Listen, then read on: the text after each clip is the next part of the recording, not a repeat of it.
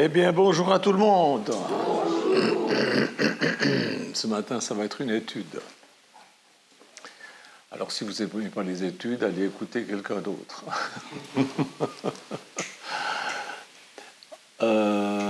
Seigneur, je te prie que tu bénisses ce moment et que mes frères et sœurs puissent comprendre toutes les finesses et comprendre à quoi ça sert de savoir ces choses. Merci Jésus. Amen. Alors, on salue nos amis suisses. On aimerait bien avoir des nouvelles de Maureen. Je ne sais pas, elle vous a écrit à vous, non? Non, moi non plus. Un petit mot, ça nous ferait plaisir. Et puis, tous les autres frères et sœurs là-bas dans le Valais. En janvier 2023, j'avais commencé une étude sur le yavisme. J'ai enseigné 4 dimanches de suite à ce sujet. Le 1er janvier, le 8 janvier, le 15 janvier et le 22 janvier 2023. Et comme peu de chrétiens semblaient s'intéresser à ça, alors j'ai arrêté. Mais là, il y a un chrétien particulier et puis d'autres aussi qui m'ont écrit en me disant qu'ils aimeraient bien continuer à étudier ça les intéresse. Moi, ça me passionne. J'ai étudié 2 ans pour en arriver à comprendre ces choses-là. Et bon, je partage avec qui veut bien écouter. Et ce matin, je partage avec vous.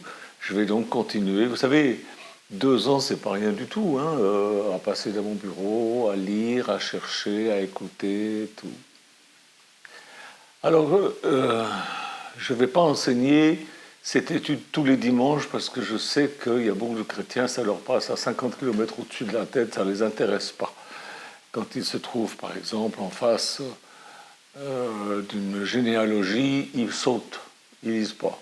Ils croient qu'il n'y a rien là-dedans que des noms. Il n'y a pas que des noms. Il y a beaucoup de mystères cachés là-dedans. Et je crois, vu ce qui se passe en ce moment en Israël, que je dois au Seigneur et je dois à ceux qui cherchent de dire ce que je sais. Je ne répéterai pas aujourd'hui tout ce que j'ai dit au début de l'année 2023. Je pense que vous avez tous compris qu'on a un site qui s'appelle révélationbible.fr en minuscule, sans accent, Révélation Bible en un mot, révélationbible.fr. Là, vous avez une case tout en haut, quand vous arrivez sur le site, une case qui s'appelle « Message », vous cliquez dans « Message », et là, vous arrivez dans des petits casiers 2023, 2022, 2021, 2021. Vous cliquez dans 2023, vous arrivez sur une autre page, et là, vous cherchez les fameuses dates, le 1er janvier, le 8 janvier, le 15 janvier, le 22 janvier. Je vous recommande de commencer par la prédication du 1er janvier. Et puis ensuite, celle du 8, du 15 et du 22. Et aujourd'hui, ça va être la suite. Alors, si vous n'avez pas écouté ou si vous avez oublié ce que j'ai dit lors de ces 4 dimanches, je pense que c'est bien que vous réécoutiez parce que sinon, vous allez rater des trucs. Vous allez mal comprendre ce que je vais vous dire ce matin. Et je pense que si vous le faites, vous saurez ce dont vous avez besoin pour comprendre, donc ce que je vais vous dire ce matin, ce qui se passe en ce moment. Parce que nous sommes à la veille de la venue de Jésus, non pas dans les nuées du ciel visibles de tous, mais il vient pour enlever son Église. Et il ne vient qu'au rétablissement de toutes choses, au temps du rétablissement de toutes choses, selon Actes chapitre 3. Donc les choses doivent être rétablies, mises en ordre, guéries, parce qu'elles ont été un peu abîmées par les diverses religions. Ensuite, nous savons que juste après l'enlèvement viendra, se manifestera, se dévoilera l'Antichrist, que les ignorants prendront pour le Christ, et beaucoup de chrétiens même le prendront pour le Christ, tellement que ça sera extraordinaire. Et puis Jésus reviendra pour régner, il détruira, n'est-ce pas? Il enfermera le diable pendant 1000 ans et tous ses suppôts. Et puis ensuite ils seront relâchés, il y aura une guerre, et puis ensuite ça sera la fin. Alors l'autre jour je regardais une vidéo, c'est un pasteur qui disait « C'est bientôt la fin du monde !» Non, c'est pas bientôt la fin du monde. Déjà, il faut que Jésus vienne enlever son Église, ensuite que l'Antichrist vienne régner quelques années, ensuite Jésus règne pendant 1000 ans. Donc, vous voyez, si Jésus revenait aujourd'hui, ça ne serait pas avant 1007 ou 1008 ans que le monde serait détruit et remplacé par un nouveau monde, un nouveau ciel. Donc, arrêtez avec la fin du monde, laissez ça aux témoins de Jéhovah et aux autres illuminés qui comprennent tard pour barre. Bon, cela dit, vous savez donc que je continue mon étude sur le yavisme. Il faut l'avouer, les efforts des auteurs bibliques pour obscurcir les traces des origines de leur religion ont été immenses. Ils ont laissé quelques indices. Moïse a été conduit par Dieu pour écrire la Genèse, ça, il n'y a aucun doute. Et il parle d'Abraham en Genèse 12, en coupant définitivement le lien avec les Kénites, avec Caïn. En fait, c'est le site de Timna, c'est un site archéologique découvert il n'y a pas très longtemps, quelques années, qui ouvre la voie pour comprendre quelque chose dans tous ces mystères. On a retrouvé, enfin les archéologues ont retrouvé, vous savez que Jésus dit quand les pierres crieront, eh bien les pierres crient par l'archéologie et les choses se mettent en place. Et ils ont retrouvé là, sur le site de Timna, vous prenez Google, vous tapez Timna, vous aurez les photos. Ils ont retrouvé les restes d'une tente sanctuaire dans une aire minière, là où il y avait des mines. Et la présence de fourneaux à l'entrée de cette tente qui révèle que la métallurgie était impliquée dans leur culte. Or, la métallurgie, ou les forgerons, constituent un groupe vraiment à part, mais pas seulement dans ce coin-là, mais un peu partout, dans toutes les civilisations de cette époque et d'autres. Les forgerons, c'était un clan. C'était des tribus dont les membres vivaient dispersés parmi les populations. Vous avez une connaissance, une science, n'est-ce pas, partagée. Ils étaient comme les Kénites, les descendants de Caïn, dont Moïse... Si vous regardez dans la Bible, j'ai la Bible, la nouvelle Bible avec les notes et les études, et je regardais ça ce matin, c'est assez significatif. Ils vous disent l'origine des 12 tribus. Voilà, l'origine des 12 tribus. Alors, c'est là, à la page 7. Alors, vous avez Adam, Caïn, Abel, Seth. Abel, on sait qu'il est mort. Seth, depuis Seth, il y a eu Noé, Sem, Cam, Japheth, etc. Et ça descend, voilà. Mais Caïn l'aimait et pouf, ça s'arrête. Pourquoi ça s'arrête? Parce que Moïse n'en parle pas.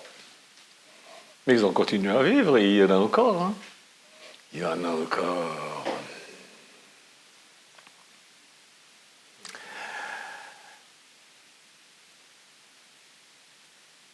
Nous allons voir en clair-obscur que la Bible contient des informations révélant l'existence privilégiée entre Yahvé et les forgerons. C'est bizarre. Ainsi qu'avec les producteurs de cuivre de l'Araba. En fait, tiens, on va lire un texte dans Genèse 4, verset 7. Genèse 4, verset, non pas 7, mais 17. Voilà ce qui est dit.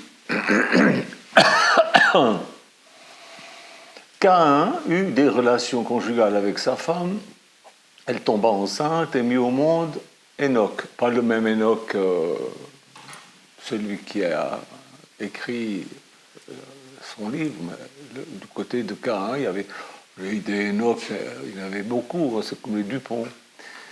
Il construisit ensuite une ville à laquelle il donna le nom de son fils Enoch. Donc, Caïn est le premier à avoir construit une ville. Dieu déteste les villes. C'est écrit aussi. Enoch eut pour fils Irad, Irad eut Méhujaël, Méhujaël eut Métusaël, et Métusaël eut Lémec. Lémec prit 2 femmes.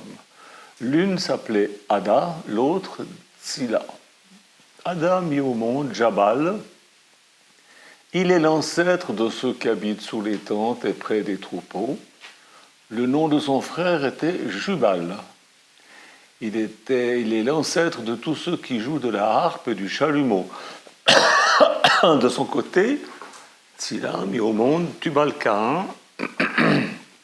Il forgeait tous les outils en bronze et en fer. La sœur de Tubal-Caïn était Naama. Lémec dit à ses femmes, Ada et Tsila, écoutez-moi, femmes de Lémec, prêtez attention à ce que je dis, c'est que j'ai tué un homme pour ma blessure et un enfant pour ma contusion. Si Caïn est vengé, 7 fois, Lémec le sera 77 fois. Ensuite, on vous parle de la naissance de Seth, puis Caïn, terminé.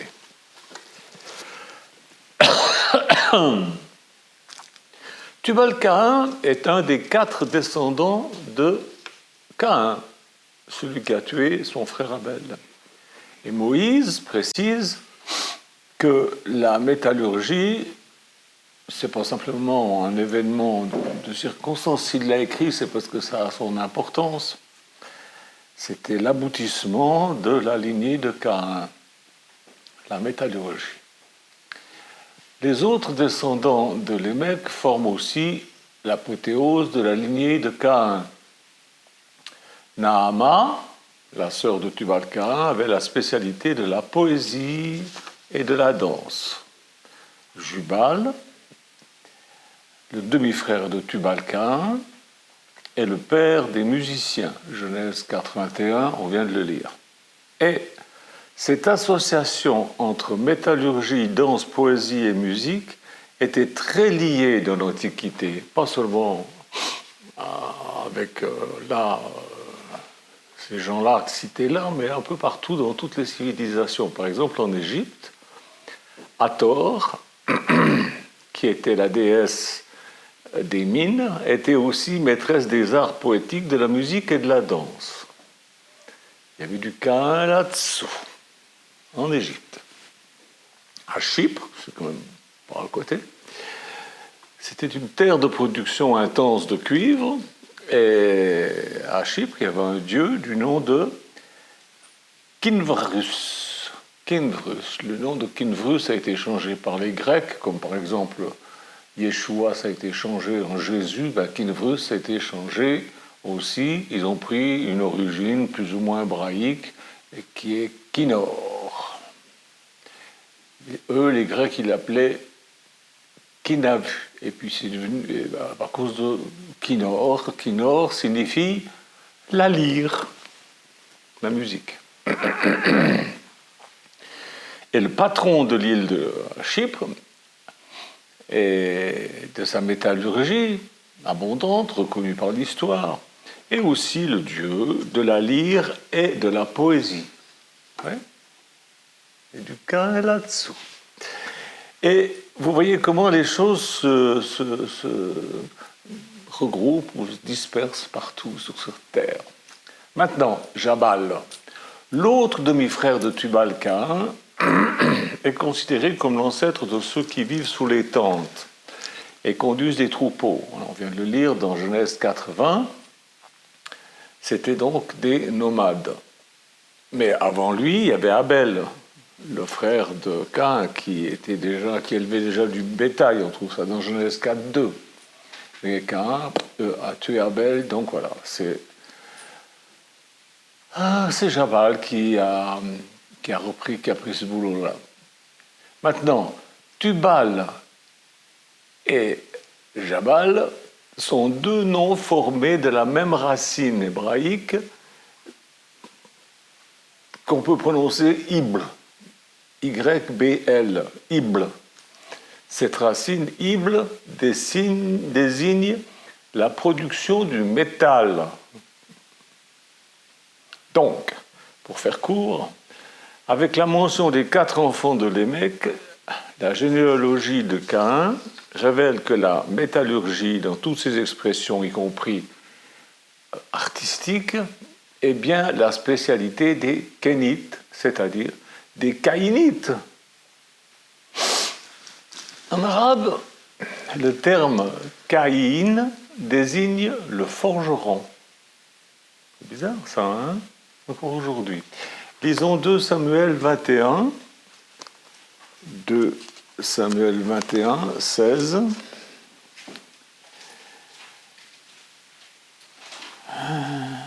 On va lire 15. Les Philistins, tiens encore eux, firent encore la guerre à Israël. David descendit avec ses serviteurs et ils livrèrent combat contre les Philistins. David eut une défaillance et Jibi Benob, un descendant de Rapha, eut l'idée de le tuer.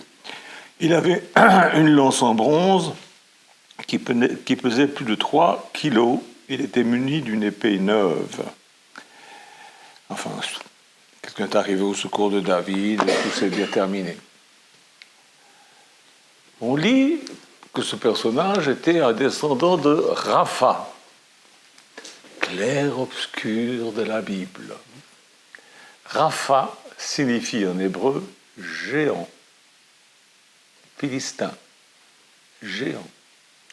Cet homme était un descendant des géants dont Genèse 6 parle. Il y en avait déjà avant, il y en a eu après, et il y en a encore. Ça ne veut pas dire qu'ils sont des géants qui mesurent 350 mètres, non, ça signifie que ce sont des gens qui vous tombent dessus. Voilà la réalité du terme, voilà comment on devrait traduire le terme. Identifier Caïn comme le premier métallurgiste revêt une très grande importance. Il est alors l'homologue biblique de Prométhée. Vous avez peut-être entendu parler de Prométhée, ce héros civilisateur, celui qui a dérobé le feu sacré de l'Olympe pour l'offrir aux hommes. C'est dans la légende de Prométhée, voilà, mais si vous voulez, il est... voilà, toutes ces légendes pompent dans la Bible les réalités qui ont eu lieu véritablement. Et la Bible en fait le premier homme à avoir fait une offrande à Yahvé. Savez-vous ça, que Caïn est le premier à avoir fait une offrande à Yahvé? Parce que dans nos Bibles, c'est écrit à l'Éternel. Mais si vous regardez dans les textes hébraïques, c'est Yahvé. Et vous trouvez ça dans Genèse 4, 3. Puis ensuite, Abel est venu, puis il a aussi fait une offrande. Puis c'était le début du problème. Maintenant, le territoire kénite, originel, est localisé dans l'Araba. Alors, on va lire dans Juge 1,6. Vous voyez, je vous avais dit que ça va peut-être vous casser les pieds, hein, mais moi, ça m'intéresse. J'aime bien fouiller. Josué 1, 6 ou 16, je ne sais plus. Juge 16. Juge, oui. 1, 16. Les fils du Kénien, le Kénien, tiens, du beau-père de Moïse, les fils du Kénien, du beau-père de Moïse, montèrent avec les Judéens de la ville des Palmiers, c'est Jéricho. Cherchez, vous trouverez, c'est Jéricho. Jusque dans le désert de Juda, au sud au sud d'Arad, et ils vinrent habiter parmi le peuple. Alors, les Kéniens.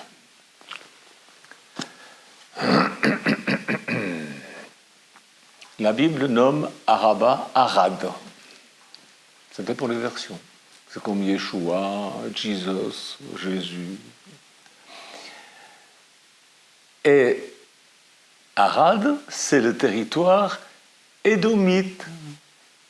Ça a à voir avec le bouffeur de lentilles. Vous vous rappelez, Ésaü? Hein? T'es pas tellement en odeur de sainteté. Jéthro, qui est appelé Réuel dans Exode 2, 18, est un des principaux du clan d'Édom. On trouve ça dans Genèse 36, 4. Et c'est pourquoi il était grand prêtre de Madian. Kénaz est un des clans kénites. Il est aussi affilié à Édom. Genèse 36, 11 et 15.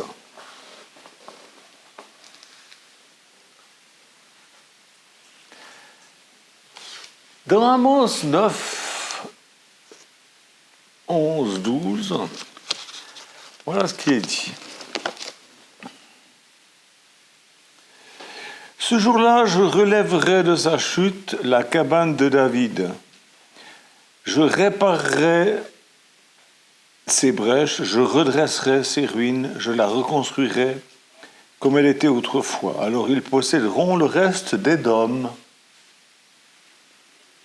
Et toutes les nations appelées de mon nom, déclare l'Éternel, celui qui fait tout cela. Toutes les nations qui se réclament de son nom, c'est-à-dire nous aussi.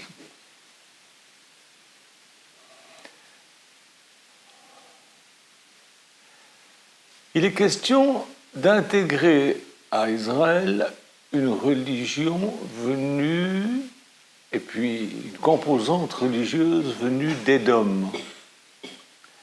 Je vous rappelle que la Bible affirme que la fondation d'Édom est, le fondateur d'Édom, c'est Ésaü, fils de Jacob. Dans Amos, on apprend que Édom est une nation qui invoque le nom de Yahvé. Israël sans Édom n'est pas Israël. Israël, c'est Jacob au départ.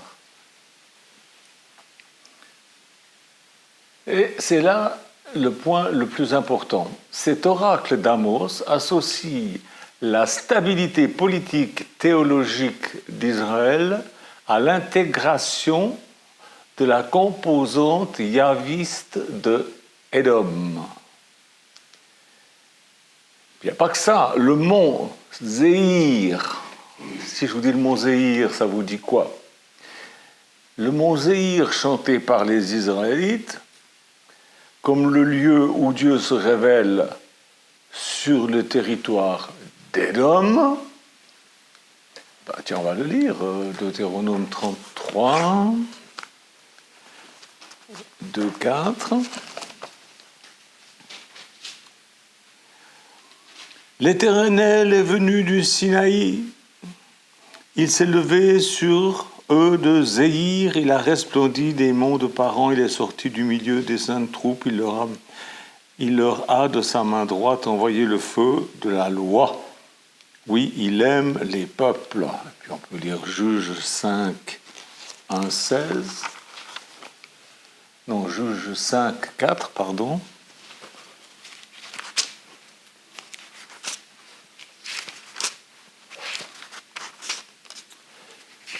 Alors, Juge 5, 4. L'Éternel, quand tu es sorti de Zéhir, tu t'es avancé venant des champs d'Édom, la terre a tremblé, le ciel a ruisselé, les nuages ont déversé leurs eaux, les montagnes se sont liquéfiées devant l'Éternel, le Sinaï a tremblé devant l'Éternel, le Dieu d'Israël. Qu'est-ce que je vous disais ? Le mont Zéhir, chanté par les Israélites, cité là par Moïse et par les juges, eh bien, c'est le mont Sinaï qui se trouve dans Édom. Quand on est allé en Israël, on voulait aller au mont Sinaï et c'était pas possible. C'était pas possible. C'était dangereux. Je vous explique pas pourquoi, vous savez.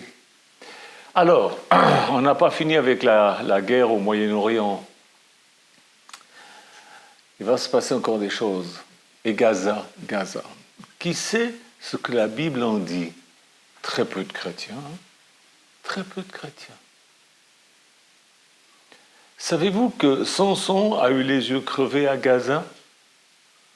Genèse 16, 21. C'est là que restent les Anakim autour de Josué. Josué 11, 22. Ils n'avaient plus ailleurs. Ils étaient là, dans la bande de Gaza. C'est ce que c'est que les Anakim, vous ne savez pas? Vous avez un ordinateur, vous tapez Google, et puis vous cherchez Anakim, et puis vous verrez. Qui sont les Philistins, qui sont des éternels ennemis d'Israël? Qui sont les Anakim? Comment se fait-il que Jéthro adorait Yahvé? Il y avait la montagne de Dieu qui était là, dans le pays d'Édom, alors que Moïse lui-même ne savait pas qui était Yahvé. Qui es-tu? Qu'est-ce que je vais dire au peuple? Comment? Quel est ton nom? Il ne savait pas, ne connaissait pas. Abraham ne connaissait pas Yahvé non plus. Son père était un féfier païen. Et ce n'est pas Dieu qui a dit à Abraham, quitte ton pays pour aller en Canaan, c'est Térak, le père d'Abraham. Un jour, une mouche l'a piqué, il a dit, tiens, on s'en va. Il a pris toute sa famille, ils sont partis pour aller à Canaan, puis ils sont arrêtés à Caran. Puis là, la Bible nous dit, il est mort, mais il ne nous dit pas comment. La Bible nous cache certaines choses, n'est-ce pas? Pourquoi Dieu changea le nom de Jacob en Israël? Est-ce que Jacob connaissait Yahvé? Il s'est battu avec Yahvé. Dans Genèse 32, il devait connaître Yahvé, puisque Abraham, il a connu Yahvé en Genèse 12. Abraham, Isaac, Jacob. Savez-vous comment Dieu s'est révélé à Abraham? Non, vous ne le savez pas. Parce que la Bible nous dit juste que Yahvé a dit à Abraham de quitter son pays, c'est-à-dire Charan, pas Ur. Ils avaient déjà quitté Ur. C'était Terach, le papa, qui avait pris tous ses gamins et ses bonnes femmes, ils étaient partis. Puis arrivé à Charan, là il est mort. Mais vous savez comment il est mort, Terach? Non, la Bible ne dit pas. La Bible nous dit juste que Yahvé dit à Abraham de quitter donc Charan, dans Genèse 12. Mais c'est le père d'Abraham qui a donc quitté Ur en Chaldée pour se rendre en Canaan, et ils se sont arrêtés donc à Charan. Pourquoi? Le père d'Abraham, Térak, était un idolâtre, il ne connaissait pas Yahvé. Abraham non plus. Au chapitre 11, vous avez l'histoire de la tour de Babel. Et pouf, tout d'un coup, au chapitre 12, vous avez Yahvé qui parle à Abraham. Il n'y a aucune explication. Rien. Que pouic, zéro. Que dalle. Tintin. Rien du tout. De Babel à Abraham, il s'est écoulé des siècles. Abraham a vécu 1812 ans avant notre ère. Or, la tour de Babel date d'environ 3500 ans avant notre ère. Vous voyez, ça fait 17 siècles entre Genèse 12 et Genèse 11. Pouf! 17 siècles qui passent à l'as comme ça. Pourquoi?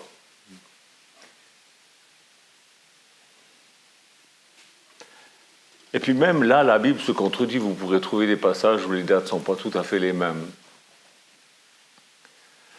Les auteurs de la Bible cherchent à nous cacher que Yahvé était adoré bien avant qu'il ne se révèle à Abraham ou à Moïse. C'est Moïse qui a écrit l'histoire d'Abraham.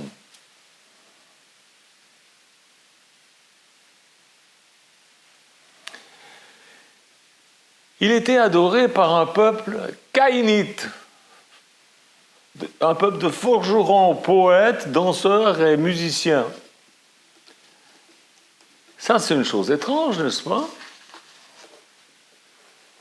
Et Jéthro était grand prêtre. On ne dit pas de quoi. Il était grand prêtre de Madian. Mais grand prêtre de quoi? De Yahvé. Et je vais vous le prouver. Si ça vous intéresse. J'y reviendrai un de ces dimanches, mais écrivez-moi. Si vous ne m'écrivez pas, je ne vous le dirai pas. Je garderai ça pour mes frères et sœurs de la communauté. Mais si ça vous intéresse, ne serait-ce qu'une ou deux personnes, alors je continuerai cette étude, pas tous les dimanches, parce que je sais que ça n'édifie pas, vous avez des problèmes, vous avez des difficultés, mais je vous dis toujours, ça va devenir pire. Et pourquoi ça va devenir pire? Eh bien, ça a à voir avec le caïnite, ça a à voir avec toutes ces histoires, ça, c'est très important. Mais la Bible nous le cache, elle nous le montre au clair-obscur, de façon à ce que ceux qui ne doivent pas voir ne voient pas. Alors est-ce que vous voulez être de ceux qui voient? Que Dieu vous bénisse, que Dieu vous aide et vous conduise. J'en parlerai un de ces dimanches si vous m'écrivez. Au revoir et Dieu vous garde.